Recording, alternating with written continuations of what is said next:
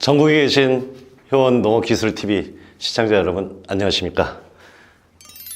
오늘은 참깨 재배에 대해서 다양한 기술적인 내용을 여러분들에게 소개를 드리려고 합니다.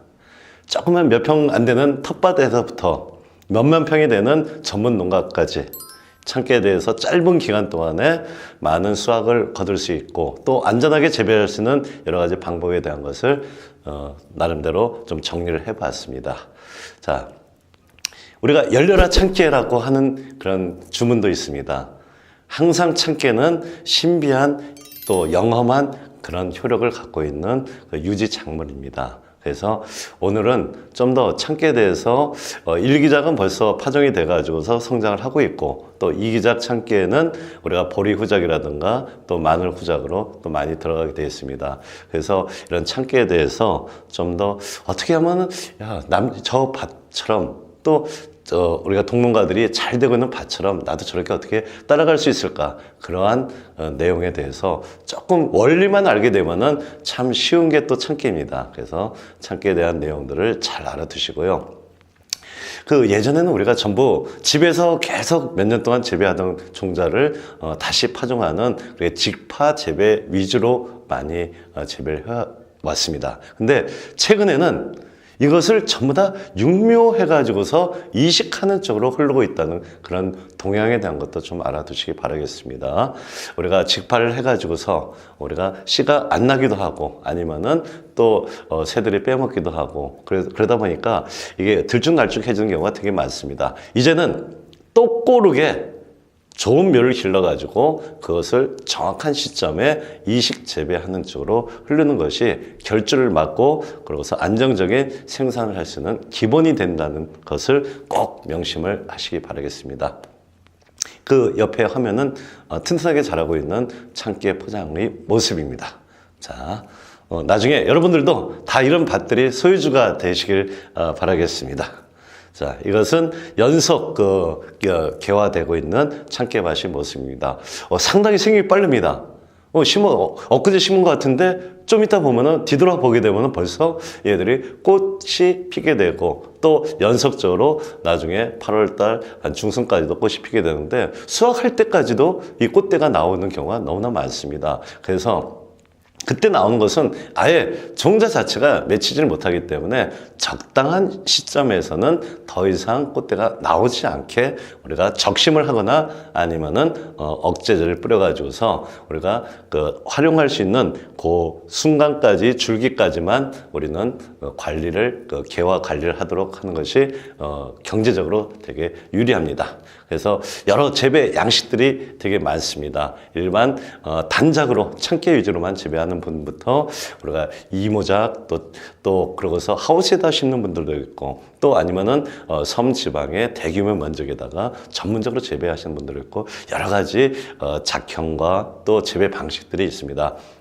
그 중에서 특이한 것은 조금씩 하우스 재배가 좀 많아지고 있다는 특징이 있습니다. 그리고 2만 평 이상 또 10만 평까지 대규모 전문적으로 재배하는 농장들도 늘고 있다는 사실입니다. 그만큼 참깨는 어떤 작물보다도 가격이 현재 안정화되어 있고 그러고서 단가도 높게 형성하고 있기 때문에 우리 국산 참깨를 원하는 분들이 너무나 많습니다. 근데 우리가 그것을 제대로 공급을 못했던 것은 생산하는 작업에서 불안정한 요인들이 너무 많다 보니까 비바람에 쓰러지고 또 그러고서 병들고 그러다 보니까 수확량이 너무 적었기 때문인 걸로 보고 있습니다. 이제 좀 더 안정화된 재배 기술을 투입을 하게 되면은 우리는 참깨로 고수익을 얻을 수 있다고 저는 보고 있습니다.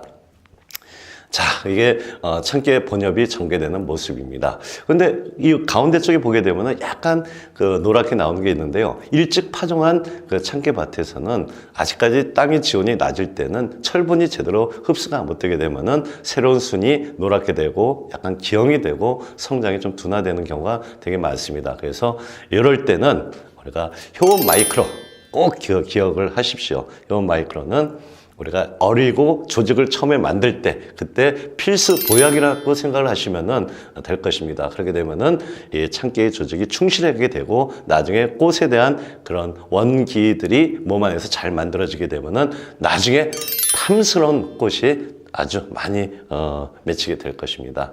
자, 초기 생장이 잘 된 참깨밭입니다. 균일도가 높아야죠. 그렇죠?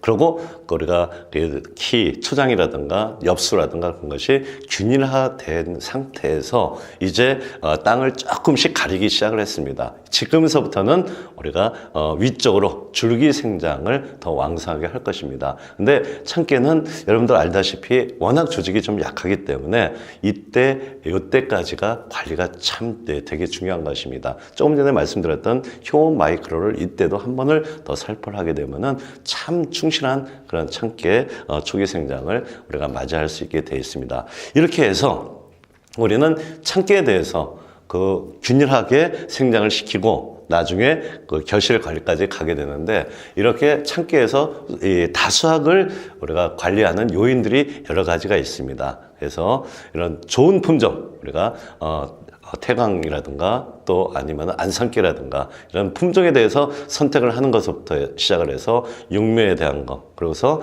초기 잎모율을 높여가지고서 결주가 엄도록 하는 방법, 또 그러고서 이런 그 충실도를 높이는 그런 작업, 그 다음에 결실률을 높이는 작업을 우리가 충실하게 하게 하고, 또 병충해에 대한 피해를 0%로, 참 어려운 얘기지만 절대 피해를 안 받도록 만들게 되면은 나중에 우리는 평당 1kg까지 목표 수량, 최대 목표 수량입니다. 이론적으로 나올 수 있는 최대 수량이 1kg인데 거기에 여러분께서 도전하신다고 그러면은 여러분들 참깨밭 한 평에서 우리가 15,000원에서 18,000원까지 나올 수 있게 되는 것입니다.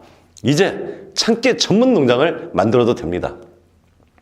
10,000평짜리 만들게 되면 1년에 연봉이 1억이 넘습니다. 1억 5천에서 1억 8천까지를 여러분들이 할 수 있게 되는 것입니다. 자, 이렇게 탐스런 꼬투리 모습입니다. 외대로 자라는 품종, 다음에 가지가 더 벌어지는 가지 참깨, 여러 품종들이 상당히 많습니다. 근데 둘 다 장단점이 있어요.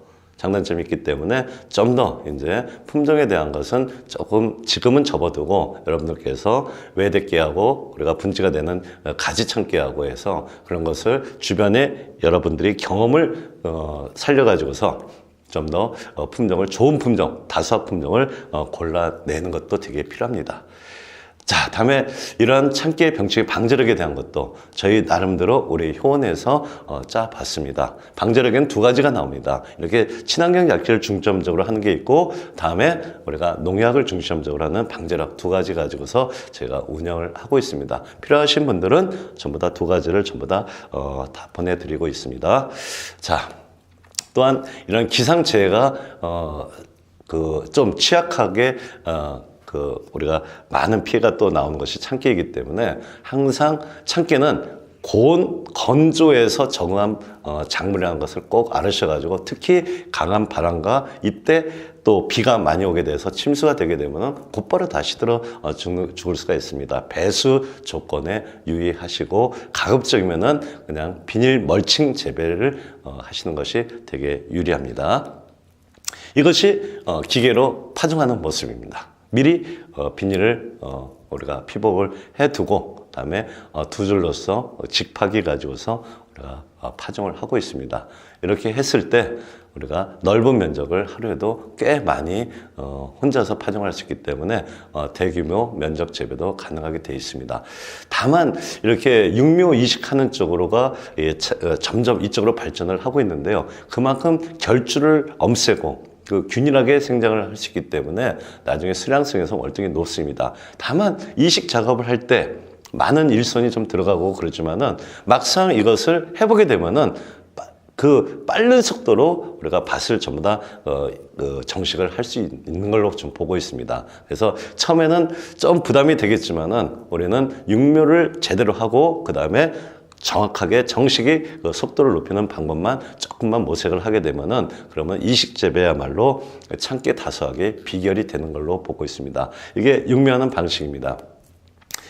우리가 보통 한 파종구당 우리가 105구짜리 그 정도의 우리가 트레이에다가 상토를 넣고, 그러고서 파종기를 이용해 가지고서 파종을 하게 되는데, 다만 주의할 것은 한 파구당 보통 우리가 재래종 우리 참깨는 그냥 손으로 넣게 되는데 그거 말고 우리가 지금 보급종으로 판매되고 있는 그런 안상깨라든가 그런 것을 코팅 종자들을 두 알씩 넣어가지고서 파종을 하게 되고, 복토를 많이 하게 되면 발화가 또 안 되게 되어 있습니다. 그래서 복토는 우리가 씨앗이 안 보일 듯 이렇게 약간만 파종을 한 상태에서 그 위에다가 우리가 차광막을 덮어서 물을 줘서 처음에 우리가 종자가 노출 안 되게 그렇게 습기를 유지하게 되면은 그러면 발화가 됩니다. 그 이후에 발화가 된 다음에서부터는 우리가 조금씩 물을 주게 되지만은 너무 과습되게 되면은 우리가 또 발화가 또 억제가 될 수 있기 때문에 또 생육이 이꽃병이라든가 병이 많아지기 때문에 우리가 그 다음서부터는 우리가 자라는 속도를 물로서 조절을 하게 되어 있습니다. 물주기 3년이라는 말처럼 우리가 여러분께서도 경험을 축적을 하면서 우리가 그 물주기를 잘 하게 되면은 우리가 좀 더 우쭐하지 않고 튼튼하고 짱짱한 모종을 기르게 될 것입니다. 우리 화면에서 보게 되면은 참깨는 싹이 트고 본엽이 나오게 되면은 곧바로 우거진 상태에서 과습되게 되고, 또 옆에 비가 오고 흐린 날이 많게 되면은 금방 우쩔어 버립니다. 이럴 때는 우리가 효온 마이크로를 중점적으로 살포를 해주면서 우리가 선풍기나 이런 걸로 바람을 유동을 주게 되면은 그러면은 튼튼한 묘를 만들 수가 있습니다. 자, 여기도 그 참깨 육묘 포장이고요. 우리가 포트에서 꺼낸 모종이 상태도 보여주고 있습니다. 육묘 기간은 대략적으로 25일에서 30일 정도입니다. 이렇게 이모작으로 우리가 육묘할 때는 더 빨라지죠. 온도가 높기 때문에 발효도 더 빠르고 생장도 빠릅니다. 한 23일에서 25일면은 내다 심을 정도가 되고 있습니다. 자, 이렇게 해서 이 앞에 화면처럼 아주 똑고르게 이렇게 또 옆색도 너무 황화가 되지 않고 충실한 색깔로 이 효온 마이크로를 2번 정도 살포를 하고, 나가기 직전에 우리가 뿌리 밝은제 R2를 살포를 하게 되면은 그러면은 아주 적합한 모종으로서 크게 되어 있습니다. 다음에 또 하나, 충실한 모종을 만들 때 꼭 우리가 기억을 해야 될 것은 나중에 나가서 배부식 분무기를 쥐고서 약을 뿌리기가 너무나 어렵습니다. 그래서 그것을 우리가 좀 더 묘상에서 앞으로 생길 수 있는 병에 대한 것을 예측을 하고, 또 그러고서 그것을 막기 위한 작업들을 하는 것이 되게 필요하다고 보고 있습니다. 그래서 저희는 아쿠도하고 루엔스를 이때 육묘 때 배치를 해가지고서 우리가 관수 작업으로 우리가 아쿠도와 루엔스를 투입을 했을 때 우리가 나중에 생길 수 있는 병에 대한 것도 잡아주면서 뿌리에 대한 발근을 더 촉진할 수가 있습니다. 특히 나가기 직전에 아쿠도와 루엔스에 대한 것을 반드시 우리가 관주 처리를 하시기 바라겠습니다. 그래. 자, 이것이 이제 우리가 포장의 모습입니다. 나중에. 자, 이렇게 참깨밭에 검은색 멀칭으로 피복지배한 모습이고요. 자, 다만 검은색을 했을 때 일기작에서는 지온이 좀 낮다 보니까 우리가 직파를 했을 때 좀 싹이 좀 덜 튼다던가 결주가 조금 생길 수가 있습니다. 그래서 가급적이면 참깨 전용으로 파종구에는 우리가 하얀색으로 투명하게 돼 있어서 그 부분은 지온이 오른 참깨 전용 요 유공 멀칭을 사용하는 것이 좋습니다. 그래서 우리가 파종 작업 시기는 어떻게 보면은 1기작의 경우에는 5월 중순, 또 2기작의 경우에서는 6월 중순 정도가 적합한 시점이고요. 이때 파종보다는 이때 그 묘를 기르는 것을 정식을 하는 것이 좀 낫다고 좀 보고 있습니다. 나중에 파종 시기에 대한 것은 좀 더 화면을 좀 더 활용을 하시고요.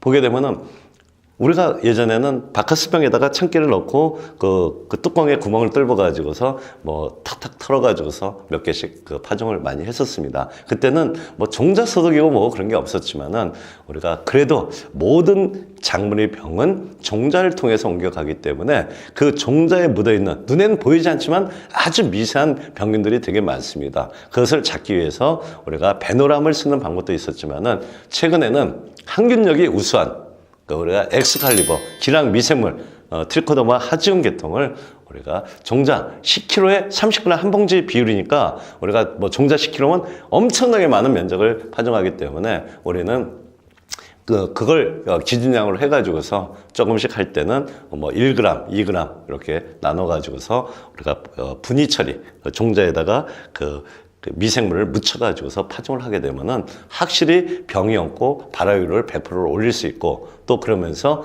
나중에 뿌리 생장이 되게 좋아지게 되어 있습니다. 자, 모든 작물에 전용 복합 비료를 쓰듯이 참깨에서도 전용 복합 비료를 써주는 것이 상당히 좋습니다.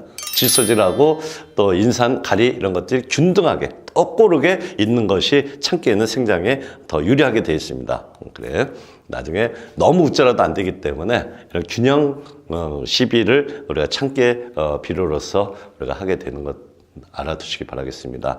또한 잡초가 많이 나오기 때문에 투명한 걸로 우리가 씌웠을 때는 또 풀이 되게 문제가 됩니다. 그때는 미리 두둑에다가 파미드 수화제, 데브리놀이죠. 그것을 살포를 하고서 우리가 나중에 피보를 하게 되면은 그런 투명한 비닐에서 잡초가 발생이 안 되게 되고 지온은 높이기 때문에 초기 생장이 되게 빨라지는 그런 효과를 거둘 수가 있습니다.